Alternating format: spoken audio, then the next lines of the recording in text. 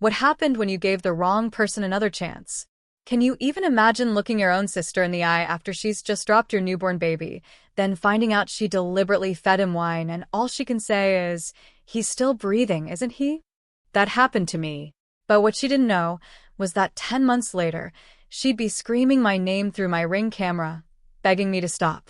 My sister and I, Megan, we always had, well, let's call it an okay at best relationship. We didn't really talk, but we didn't fight either. No sharing clothes, no gossiping about crushes, none of that sister stuff you see in movies. When it was just the two of us, the air was usually thick with awkward silence, and neither of us really cared enough to break it. But everything changed the moment she turned 21. It was like a switch flipped. The second she took her first sip of beer, something inside her just spiraled. She went from drinking monthly to weekly to then almost every single day. Watching her dive deeper and deeper into that was just crushing. And what was worse, she tried to drag me down with her. I've never been a fan of alcohol, always preferred to steer clear. But Megan, she became relentless. She'd bully me, coerce me, practically force me to drink. I remember her 22nd birthday vividly. She handed me a bottle of what I thought was water. It was straight vodka.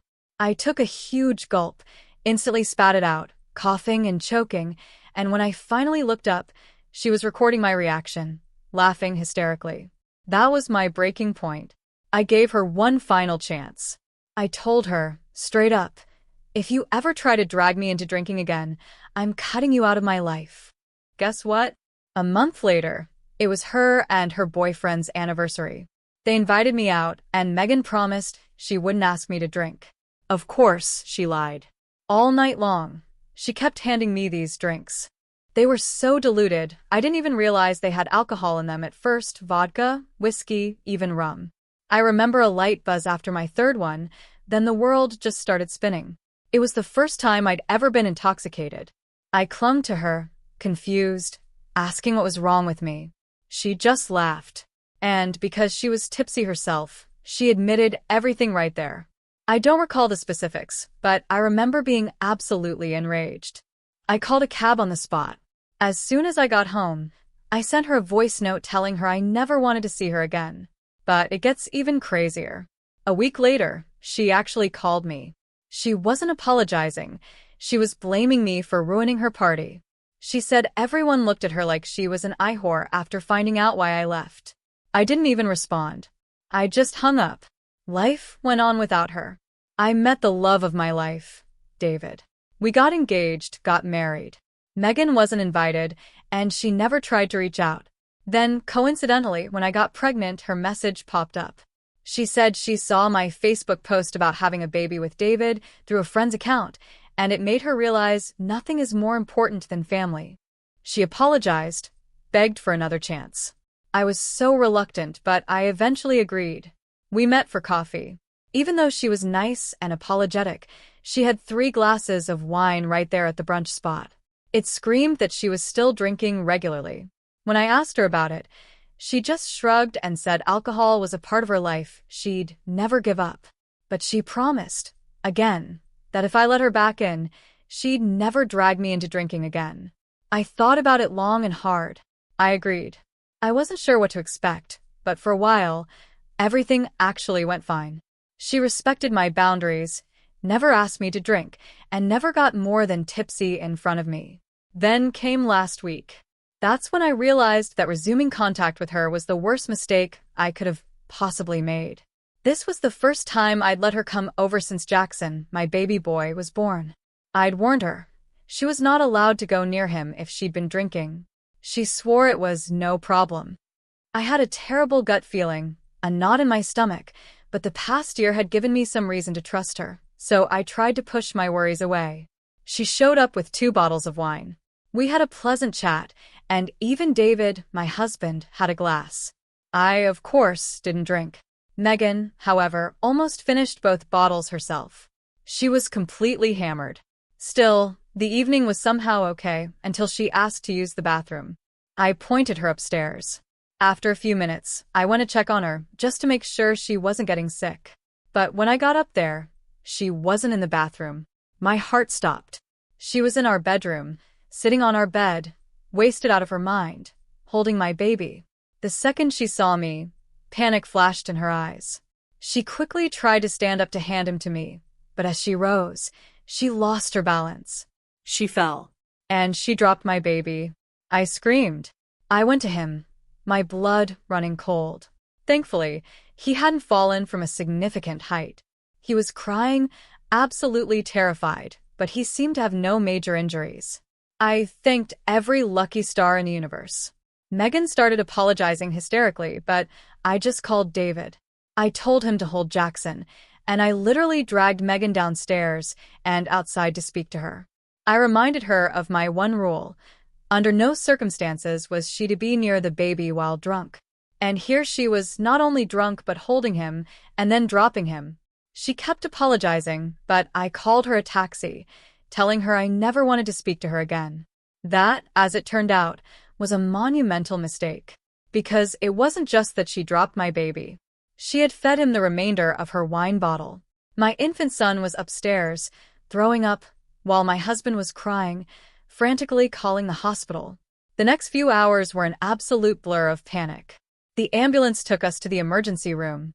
Doctors confirmed alcohol poisoning in my infant son. Alcohol poisoning. My baby. They ran tests to check for other complications. David and I paced the waiting room, terrified we might lose our baby because of my sister's reckless, monstrous behavior. The medical staff worked efficiently, but their grave expressions did nothing to ease our fears.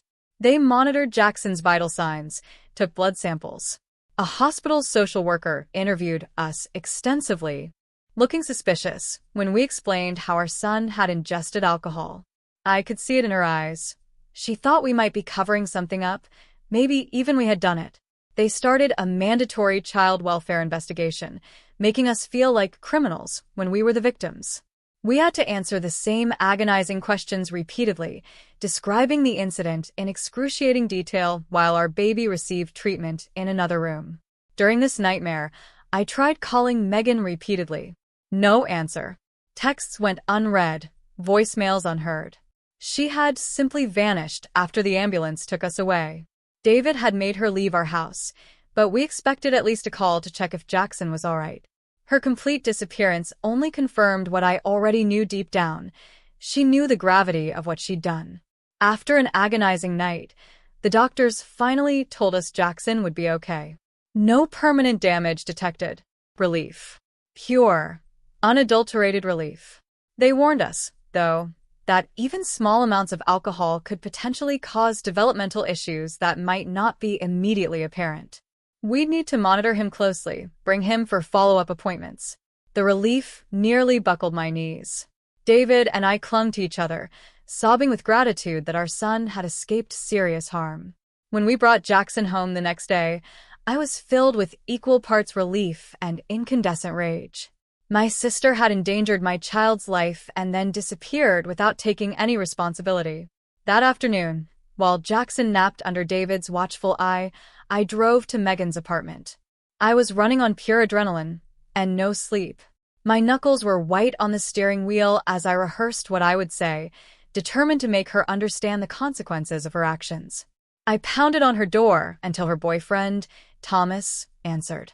He looked hungover and completely confused. He claimed Megan wasn't there, hadn't come home last night after visiting us. I pulled out my phone, showed him photos of Jackson in the hospital. I explained, in stark, blunt terms, exactly what had happened. The color drained from his face. His shock seemed genuine, suggesting Megan hadn't even told him what transpired. She's been getting worse, he admitted, drinking more than ever. I've tried to help, but you make excuses for her. I finished his sentence, my voice sharp. You're enabling her, and she almost killed my baby yesterday. The words cut through whatever defense he might have been preparing. He mumbled denials, saying Megan had been through tough times that I didn't understand. I lost it then, telling him exactly what I thought of both of them. Before leaving, I made it crystal clear. If either of them came near my family again, I'd have them arrested. His stammered apologies followed me down the hallway, but they meant absolutely nothing compared to my baby's safety. Back home, I found David holding Jackson, who was thankfully sleeping peacefully. We agreed immediately. My sister was permanently cut from our lives. We blocked her number, all her social media accounts, her email addresses. We installed a simple security camera at our front door. We documented everything that had happened for potential legal action, if necessary. The decisions came easily. Our son's safety was non-negotiable. For a week, we focused solely on Jackson's recovery, taking turns monitoring him day and night. He seemed to be bouncing back well, showing no lasting effects from the ordeal. We were just starting to breathe easier when my phone exploded with messages from relatives. Megan had posted a tearful, clearly intoxicated video online, claiming I was keeping her from her nephew out of spite. She described herself as a loving aunt who made one tiny mistake and was now being cruelly punished. The video prompted a flood of family members to contact me, demanding to know why I was being so harsh to my clearly remorseful sister. Some even suggested I was using this incident as an excuse to continue our long-standing feud, as though protecting my child was merely a vindictive act. I couldn't believe it. She had endangered my child's life, disappeared for a week, and then tried to paint herself as the victim. When I attempted to privately message key family members with the truth, I discovered Megan had preemptively told them that I was exaggerating and that Jackson had just accidentally sipped from her glass. Several relatives were now convinced I was overreacting to punish my sister. Their willingness to believe her version of events without even hearing mine was deeply painful, revealing fault lines in our family I hadn't fully appreciated before. Then, yesterday, we received a formal-looking letter from Megan claiming she'd entered rehab and her therapist recommended family healing as part of her recovery process. She wanted visitation rights with Jackson once she completed the program. David suggested we verify this sudden rehabilitation. So I called the facility she named. It didn't exist. I'm sitting here now, looking at my beautiful baby boy sleeping in his crib, wondering how my own sister could first endanger his life and then lie so blatantly to manipulate her way back into our lives. David wants to get a restraining order, but some family members are already calling us heartless for not giving her another chance. The division among our relatives has added yet another layer of stress to an already traumatic situation. Am I wrong to permanently cut my sister off after what she did? How do I protect my son from both her and the family members who seem blind to the danger she poses? I never imagined becoming a mother would mean defending my child from my own sister, but here we are. Every parenting book I read prepared me for sleepless nights and feeding challenges. None prepared me for having to shield my infant from someone who should have loved and protected him as family. The next day, I called Jordan, a friend who worked as a detective and had helped us with some minor issues in the past. I desperately needed advice about restraining orders and what evidence we'd need. He came over during his lunch break and reviewed everything we had so far. "Look, I'm going to be straight with you," Jordan said, after looking at our documentation. "Getting a restraining order isn't impossible, but judges typically need more than one incident to establish a pattern of behavior." I showed him the fake rehab letter, the social media posts, and played the drunken video Megan had posted. His expression grew more serious with each piece of evidence. "Document everything," he advised. "Every text, every call, every social media post. Set up cameras if you can afford them, and most importantly, don't engage with her directly." After he left, I set up a separate email account just for documenting Megan's harassment. I forwarded all the messages from relatives, screenshots of her social media posts, and wrote a detailed account of what happened with Jackson while it was still fresh in my mind. David installed additional security cameras covering our backyard and driveway. That night, we got our first alert from the front door camera. I checked the footage, expecting a package delivery or something innocent. Instead, I saw Megan stumbling up our walkway at 11:30 p.m., clearly intoxicated, clutching a bouquet of flowers and a teddy bear. She rang the doorbell repeatedly, then sat on our porch for nearly 20 minutes before leaving the items with a note. David went out to retrieve them once she was gone. The note read, "I'm so sorry for the misunderstanding. Please let me see my nephew. He needs his Annie and his life. Love, Meg." The flowers reeked of cigarette smoke and alcohol, like she'd brought them straight from a dive bar. I added this incident to our documentation file and threw everything in the trash. The fact that she'd come to our home drunk just proved she hadn't changed at all. The next morning, I called our pediatrician to warn them that Megan might try to access Jackson's medical records. They added a note to his file requiring additional verification for any information requests. Later that day, I received a call from the pediatrician's office. "Mrs. Mitchell, this is Stacy from Dr. Peterson's office. I wanted to let you know that someone claiming to be your sister called requesting copies of Jackson's records." My blood ran cold. "Did she say why she wanted them?" I asked. "She said she was helping you gather documentation for a specialist consultation. When we asked for the authorization form you supposedly signed, she hung up." I thanked Stacy and immediately contacted Jordan again. He said this strengthened our case, but still wasn't quite enough for an emergency restraining order. He suggested we notify Jackson's future daycare about the situation. The following day, David and I visited Little Explorers Daycare, where we'd planned to enroll Jackson when I returned to work. As we explained our situation to the manager, Karma, her expression shifted from professional politeness to deep concern. "Actually," she said hesitantly, "someone matching your sister's description was here yesterday, asking about enrollment procedures."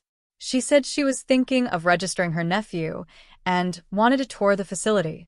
The realization that Megan was tracking our movements so closely made me physically ill. We showed Karma a photo of Megan, and she confirmed it was the same person.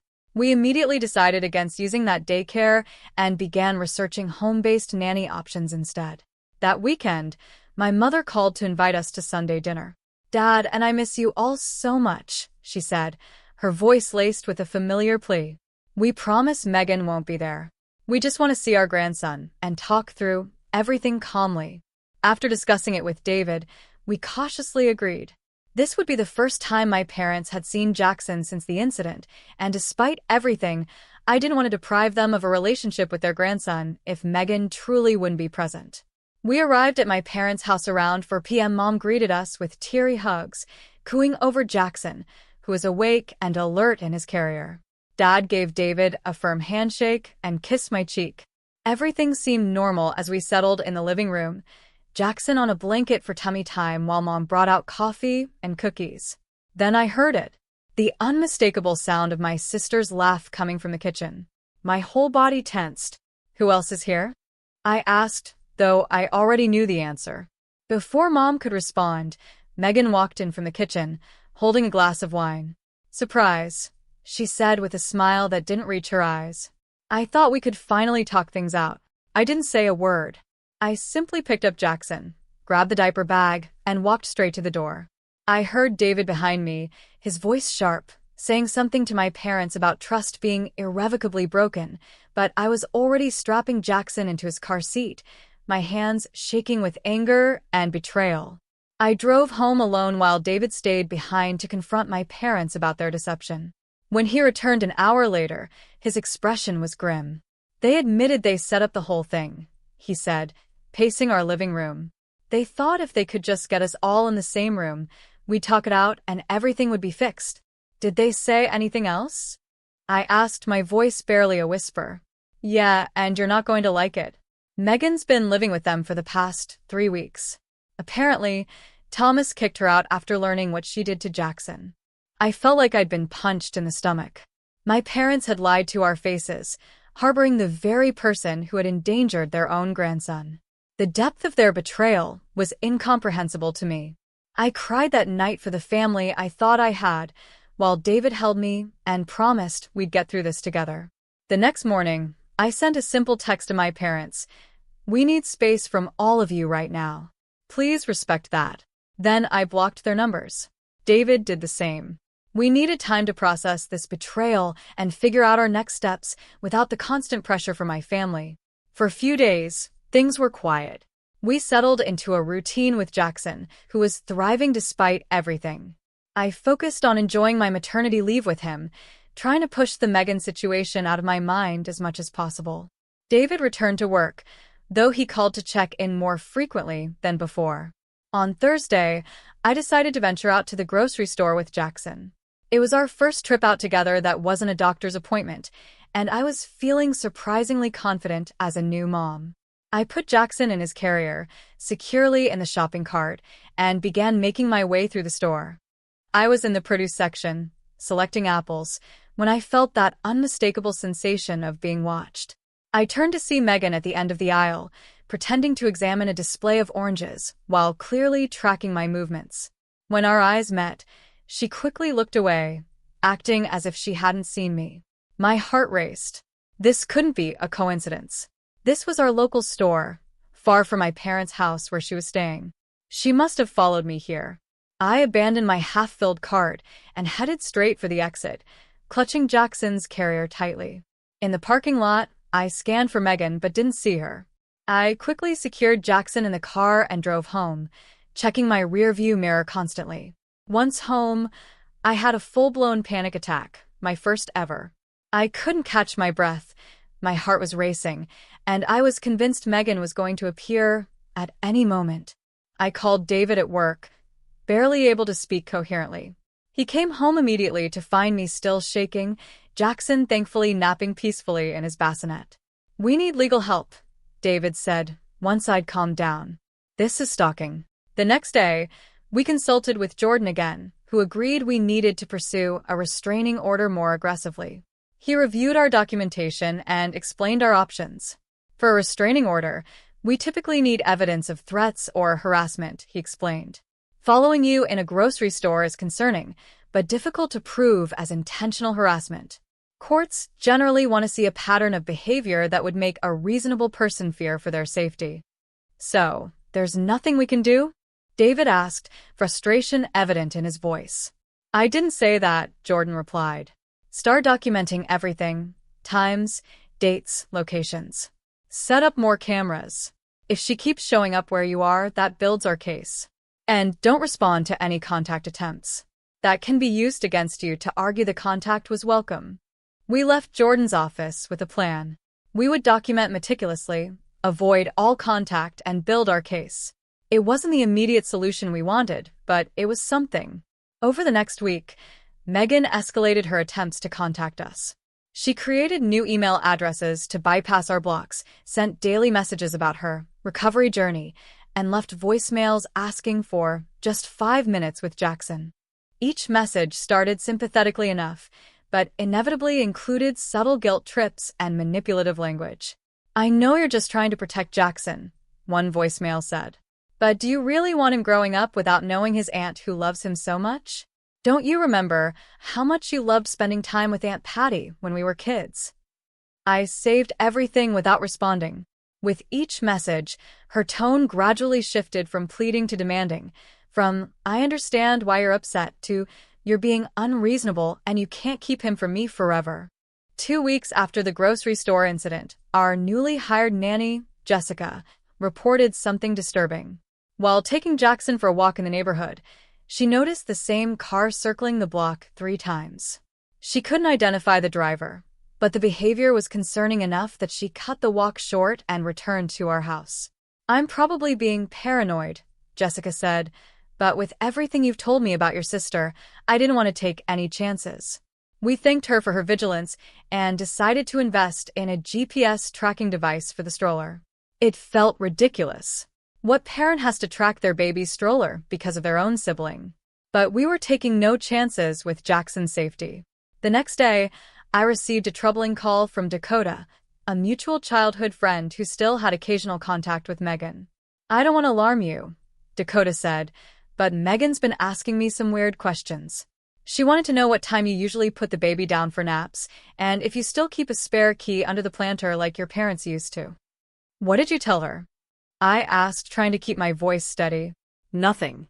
I told her I hadn't been to your new house and wouldn't know that stuff.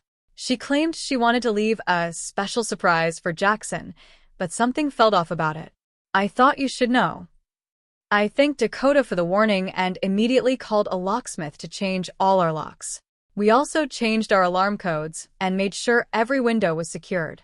That night, neither David nor I slept well, taking turns checking on Jackson and listening for any unusual sounds. Around 2 a.m., David nudged me awake. "There's a car parked across the street," he whispered. It's been there for at least an hour. I peered through our bedroom blinds. Even in the darkness, I could make out the outline of Megan's distinctive hatchback. A figure sat in the driver's seat, just watching our house.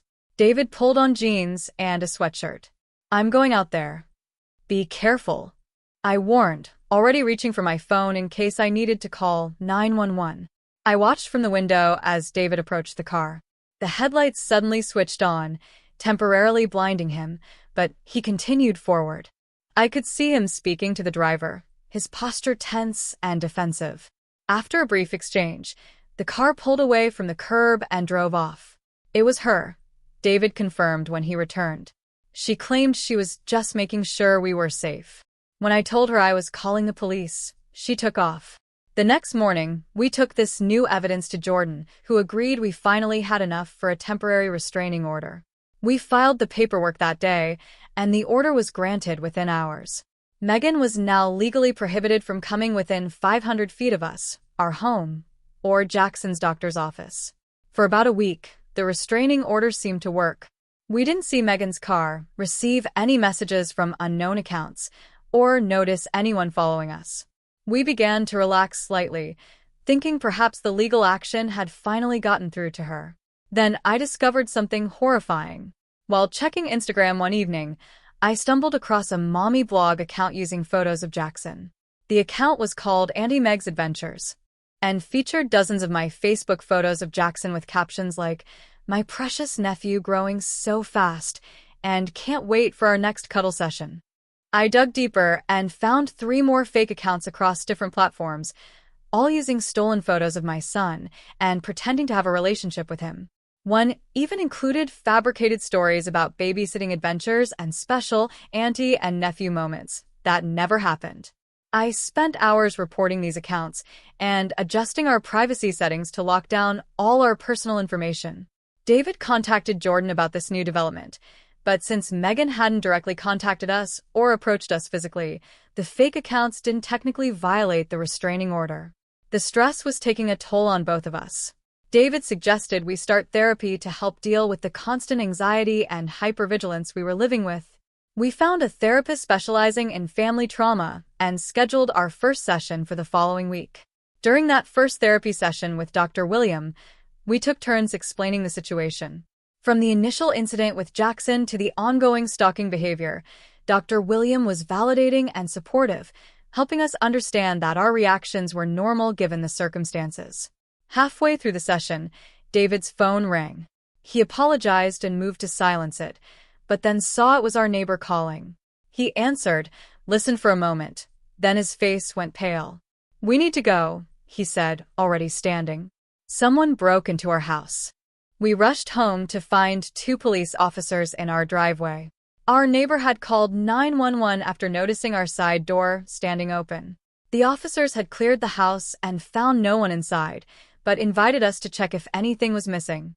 Everything in the living room and kitchen appeared untouched.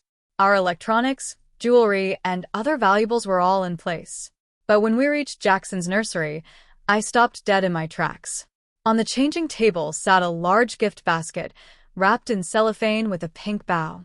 Inside were baby clothes, toys, and a card signed, "With love from Auntie Megan." But something was wrong. I approached the basket cautiously and detected a strong smell of wine. When David carefully unwrapped it, we discovered all the baby clothes were soaked in red wine. The card inside read, "Since you won't let me see him, I thought I'd send something for him to remember me by. Blood is thicker than water, but wine leaves a stronger stain." The police documented everything and took the basket as evidence. They explained that since nothing was damaged or stolen and Megan had left before they arrived, they could only add this to our case file. The officer suggested we consider installing more security cameras and perhaps getting a dog as an additional deterrent. After they left, David and I sat on the couch in stunned silence.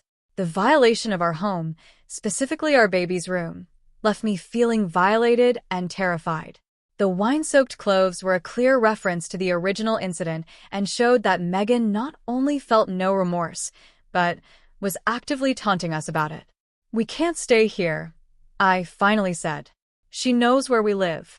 She can get in any time she wants, and the police can't do anything until after she's already done something.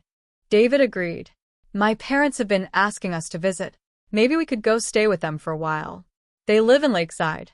She wouldn't think to look for us there. The next day, we packed essentials for an extended stay, installed additional security cameras that would send alerts to our phones, and drove to David's parents' house in Lakeside. We didn't tell anyone where we were going, not even our close friends, fearing the information might somehow get back to Megan. David's parents, Michael and Barbara, welcomed us warmly, converting their home office into a temporary nursery for Jackson. They were horrified by our situation and promised to help however they could. Their house was in a quiet, gated community with good security, which gave us some peace of mind. For the first 3 days at his parents' house, I finally relaxed enough to sleep through the night. Being away from our home and the constant fear of Megan appearing gave me space to breathe. Jackson seemed to sense the change in atmosphere, too. He was smiling more and fussing less. On the 4th day, my phone chimed with a text from an unknown number. "Nice place. The garden looks peaceful." My blood ran cold. I showed David the message, and he immediately went outside to scan the neighborhood. There was no sign of Megan, but the message was clear. She had somehow found us again. Michael, David's father, was a retired security specialist who had worked for various corporations. When we showed him the text, he immediately went into professional mode, helping us secure the house further and coaching us on safety protocols. No established routines, he advised. Vary your schedules, the times you come and go, different routes if you drive anywhere, and absolutely no social media updates, not even private ones. We followed his advice religiously, but Megan still managed to extend her reach. She somehow obtained David's parents' phone numbers and began calling them with elaborate stories about me keeping her from her only nephew. When that didn't work, she moved on to his extended family, forcing us to have uncomfortable conversations with aunts, uncles, and cousins, explaining why a woman they'd never met was contacting them about our baby. Meanwhile, the court date for our permanent restraining order was approaching. We gathered all our evidence: the hospital records, police reports, photographs of the wine-soaked baby clothes, records of the fake social media accounts, and statements from witnesses like Dakota and Jessica. Jordan was confident we had a strong case. The day before the hearing, we received notice that Megan had hired her own attorney, a surprisingly high-profile lawyer known for aggressive tactics. How she afforded him, I had no idea, but his involvement raised the stakes significantly.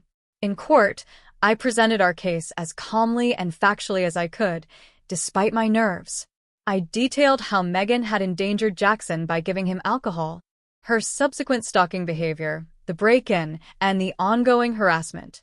Our documentation was thorough and well-organized, thanks to my obsessive record-keeping over the past weeks. Then Megan's lawyer stood up. He portrayed her as a struggling alcoholic who had made one terrible mistake and was being unfairly punished while trying to recover.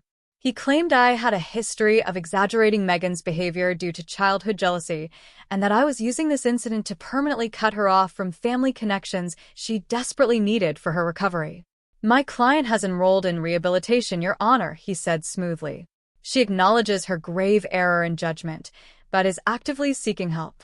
Permanently severing family ties through this order would be detrimental to her recovery and denies the possibility of supervised reconciliation in the future." The judge asked several pointed questions of both sides, then announced he would take a 30-day continuance to review all evidence before making a final decision. In the meantime, the temporary restraining order would remain in effect. We left the courthouse feeling deflated.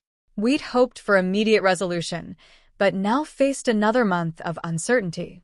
As we walked to our car, I spotted my mother standing near the courthouse steps. She approached cautiously, looking thinner and more tired than I remembered. "Can we talk?" she asked. "Just for a minute."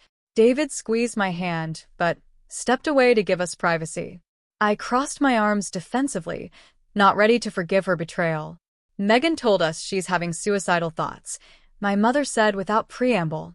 "She says being cut off from family is killing her. Can't you drop this restraining order and let us work together as a family to help her?" I couldn't believe what I was hearing. "Mom, I said, my voice rising. She gave alcohol to my infant son. She broke into our house. She's stalking us, and you want me to just forgive and forget because she says she's suicidal. My mother looked down. We're just trying to help both our daughters. Is that so wrong? How did she find us at David's parents' house? I asked suddenly, a chilling suspicion forming. My mother's guilty expression confirmed my fears before she even spoke. I might have mentioned where you were staying. I didn't think it was a secret. The betrayal hit me all over again. My own mother had compromised our safety, all while trying to guilt me into dropping protections for my child. I took a deep breath, fighting back tears. We're done here, I said quietly. Don't contact us again until you decide which daughter's well-being you actually care about. I walked away, joining David at the car. As we drove back to his parents' house, I explained what had happened. We decided it was time to cut contact with my parents as well, at least temporarily. They had proven they couldn't be trusted with even basic information about our whereabouts. That evening, David's mother handed me a sealed envelope that had been dropped off while we were at court. A young man delivered this, she explained. He said it was important. Inside was a handwritten letter from Thomas, Megan's ex-boyfriend. He explained that he'd broken up with her after witnessing her obsession firsthand and wanted to warn us about her deteriorating mental state. She talks about rescuing your baby all the time, he wrote. She's drinking heavily again and has a whole wall covered with photos of him printed from your old social media. I'm truly scared for what she might do and thought you should know. We immediately provided this information to Jordan and the police, who finally began taking our concerns more seriously. Jordan filed an addendum to our restraining order request, including Thomas's letter as new evidence. The night before our rescheduled court date, the security system at David's parents' house triggered an alert. The cameras captured Megan attempting to enter the backyard by scaling the fence. The alarm had activated automatically, sending her running before she could get fully over the fence. The footage clearly showed her face, giving us fresh, undeniable evidence of her violating the temporary order. In court the next morning, the judge reviewed both the original evidence and the new developments. This time, Megan appeared surprisingly composed. She wore a conservative dress, minimal makeup, and kept her eyes downcast in an appearance of contrition. Her attorney presented a new narrative. Megan had recognized her problems and was actively seeking treatment for alcohol addiction. He submitted paperwork from a treatment facility as evidence of her commitment to change. When given my chance to speak, I delivered an emotional but fact-based account of everything that had happened. I explained that while I wished my sister well in any genuine recovery effort, her repeated violations of boundaries and the escalating nature of her behavior made me fear for my family's safety. Your Honor, I said, my voice catching despite my best efforts. I wake up every night checking that my baby is still breathing in his crib. I can't go to the grocery store without looking over my shoulder. My sister gave alcohol to my infant, broke into our home, and has now followed us to a different city. This isn't about punishment. It's about protection.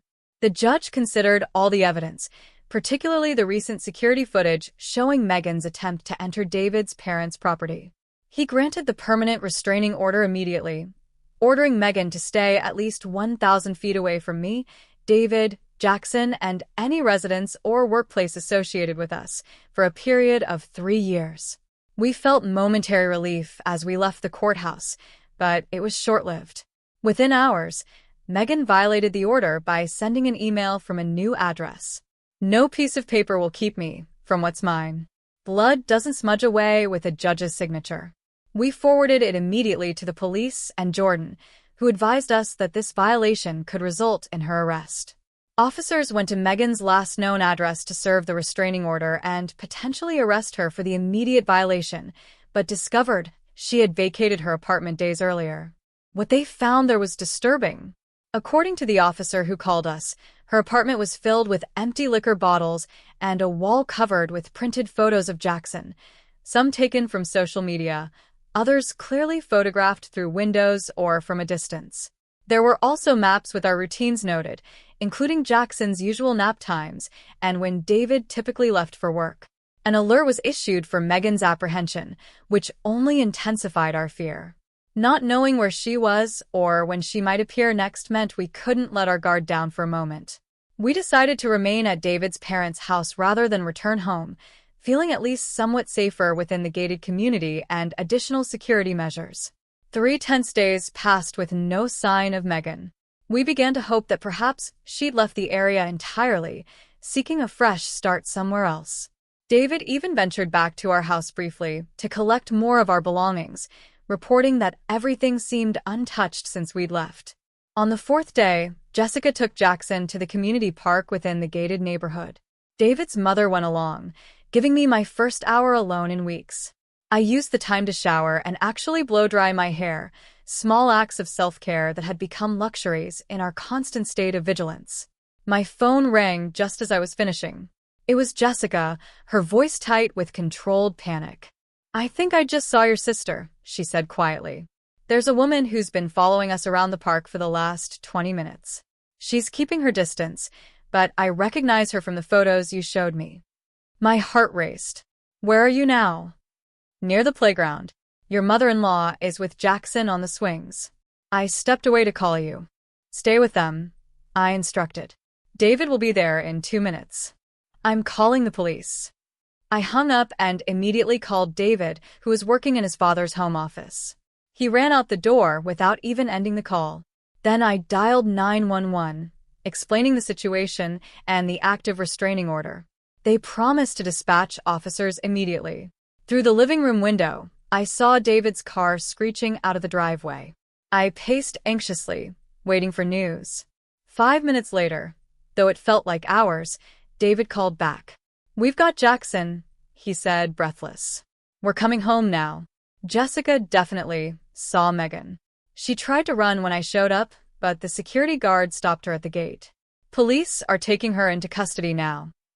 I collapsed onto the couch in relief.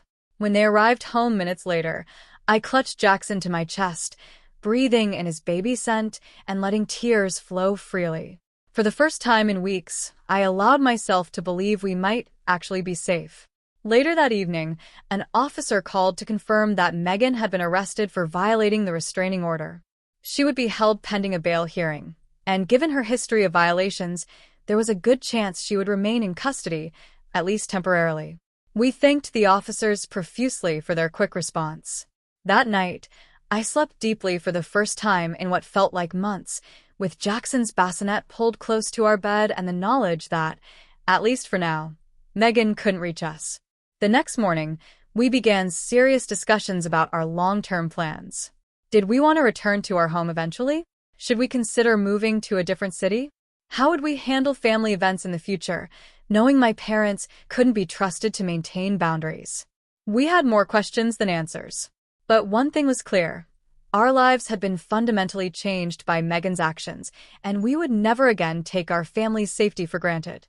Whatever came next, whether Megan remained in custody or was released, we would face it together, with our son's well-being as our only priority.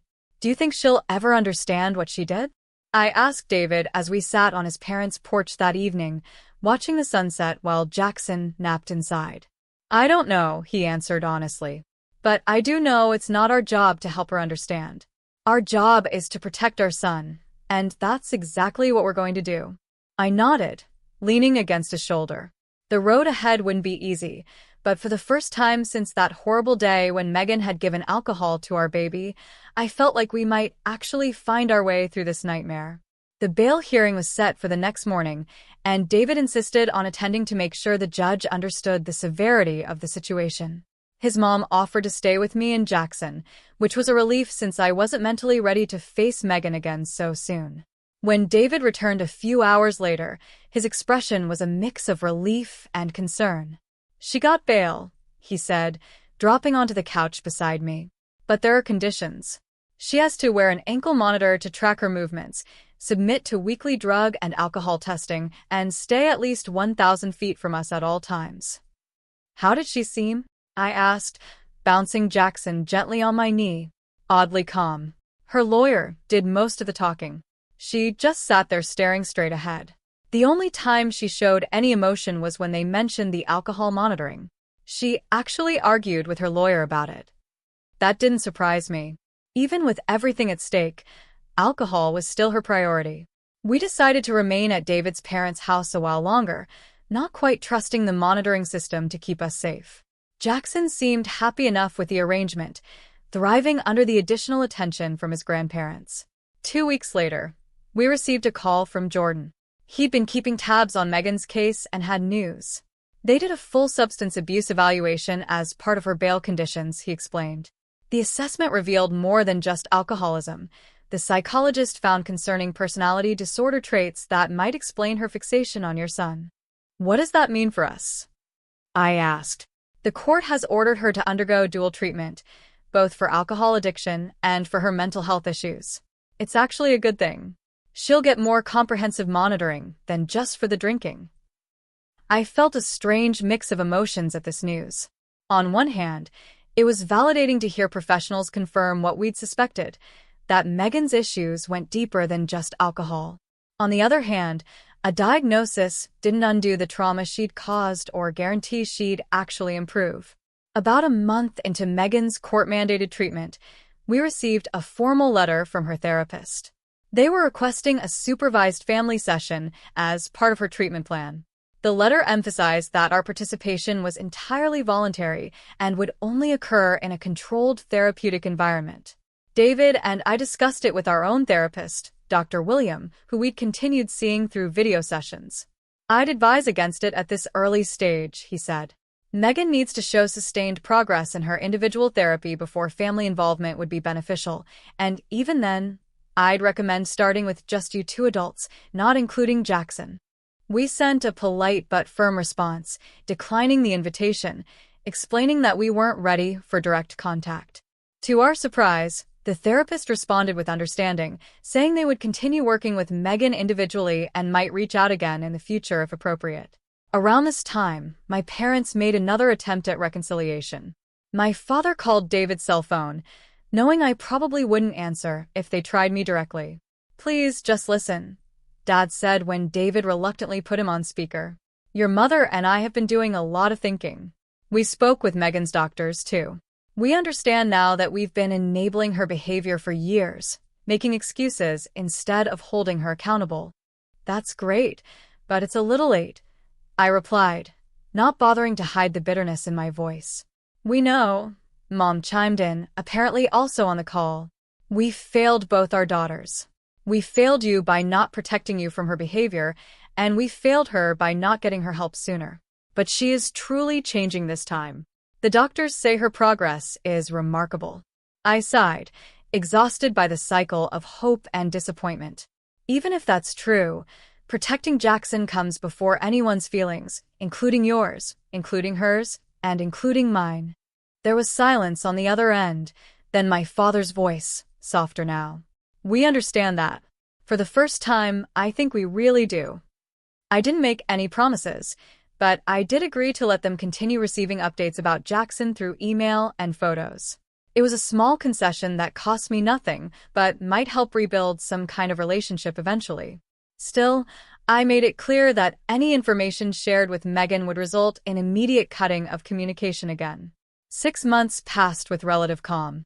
According to reports from her treatment facility, Megan was complying with all requirements. She attended therapy sessions, maintained sobriety, verified by testing, and hadn't violated the restraining order or monitoring conditions. We gradually settled into a new normal, eventually returning to our own home after installing a comprehensive security system that would make a bank vault jealous. Then, a formally worded letter arrived, delivered through her therapist as allowed by the court. In it, Megan acknowledged her actions without excuses or manipulation. She expressed remorse for endangering Jackson and for the subsequent stalking behavior. She didn't ask for forgiveness or access to Jackson, just acknowledged the harm she had caused and her commitment to recovery.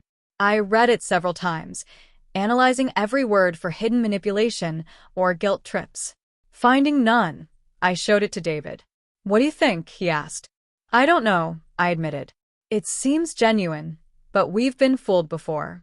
I'm not ready to respond, but I won't throw it away either. We decided to acknowledge receipt of the letter through her therapist, but maintained our position that direct contact wasn't currently on the table. The therapist continued sending occasional updates, all indicating significant improvements in both Megan's sobriety and understanding of boundaries. I remained cautious, insisting on concrete evidence of change over an extended period before considering any kind of reconciliation. We agreed to receive updates, but refused direct contact until she demonstrated at least 1 year of stability.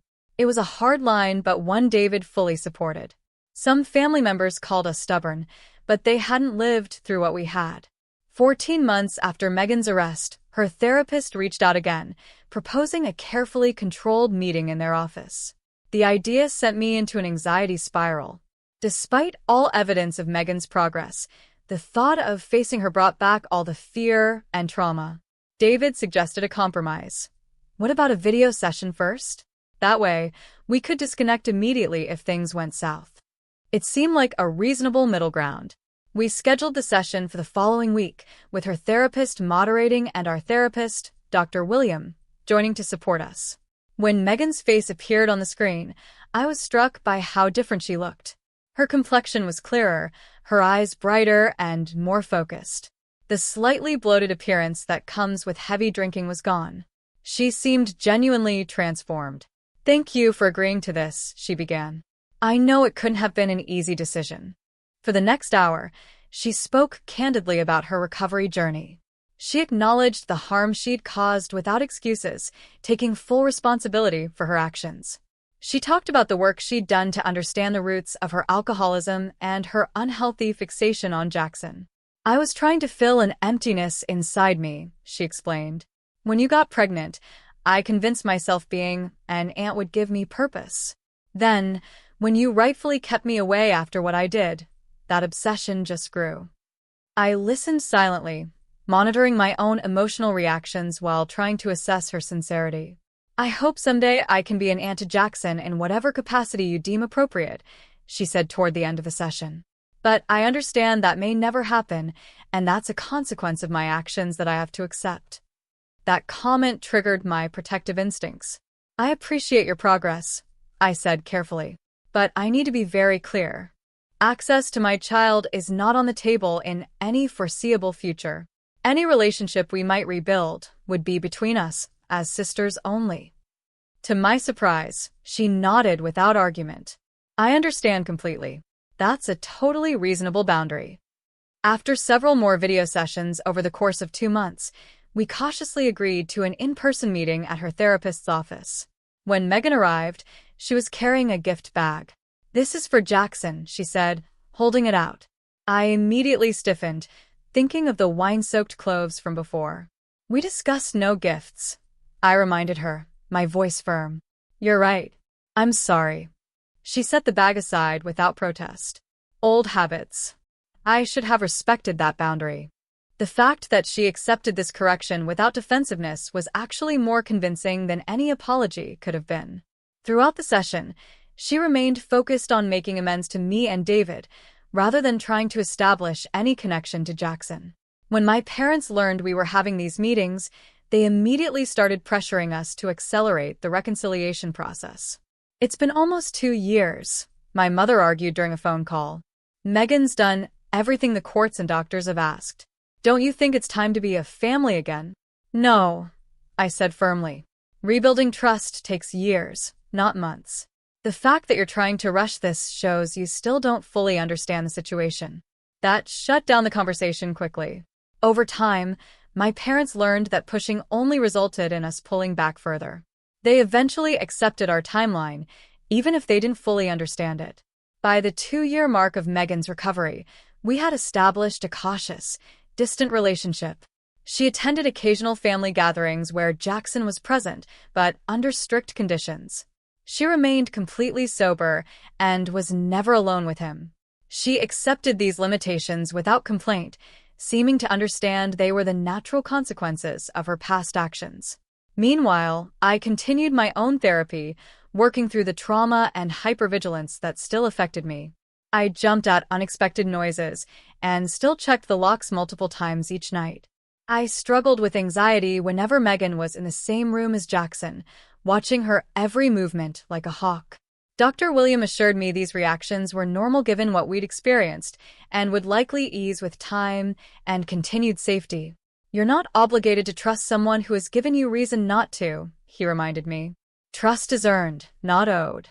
That perspective helped me navigate the complicated feelings that arose as Megan continued to demonstrate change. I was learning to trust my instincts while allowing for the possibility of measured reconciliation. When Jackson turned 4, we held a small birthday party at a local park. Family and a few friends attended, including Megan, who now had nearly 3 years of sobriety. She brought a modest gift that she first showed to me for approval, a picture book about dinosaurs, Jackson's current obsession.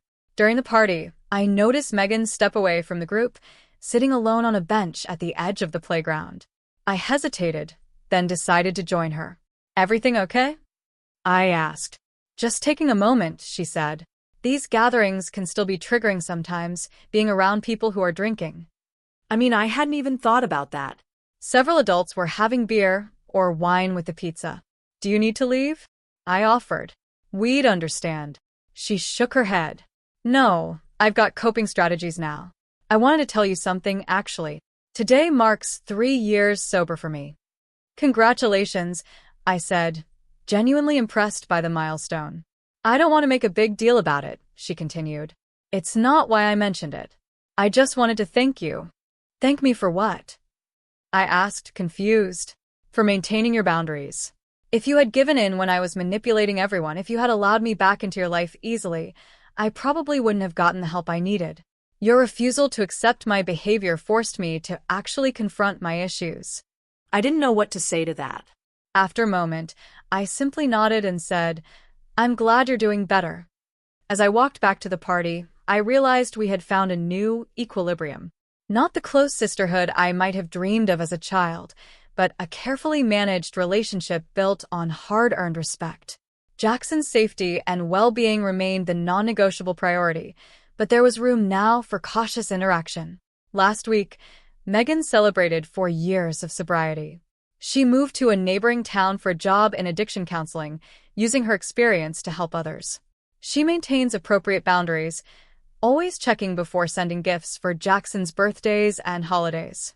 She never asks for unsupervised time with him and respects our parenting decisions without question.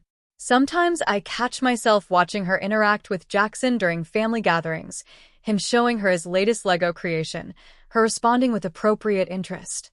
In those moments, I feel a complex mix of emotions, lingering wariness, sadness for what might have been in a different reality, but also a measured appreciation for the work she's done to change. Jackson knows a simplified version of our history. We explained that Auntie Megan was very sick when he was a baby and made some bad choices that meant she couldn't see him for a long time. He accepts this with the straightforward logic of children. He's neither particularly attached to her nor afraid of her. As for me, I've come to accept that some wounds never fully heal. I doubt I'll ever completely relax when Megan is around Jackson. I'll probably always have that instinctive urge to move closer when she interacts with him. But the acute fear has subsided, replaced by a vigilant caution that feels manageable. David and I recently discussed having another child. The conversation brought up unexpected anxiety for me. Memories of those terrifying days with Jackson flooded back, but David gently reminded me that we're not the same people we were then. We're stronger, more prepared, with boundaries firmly in place.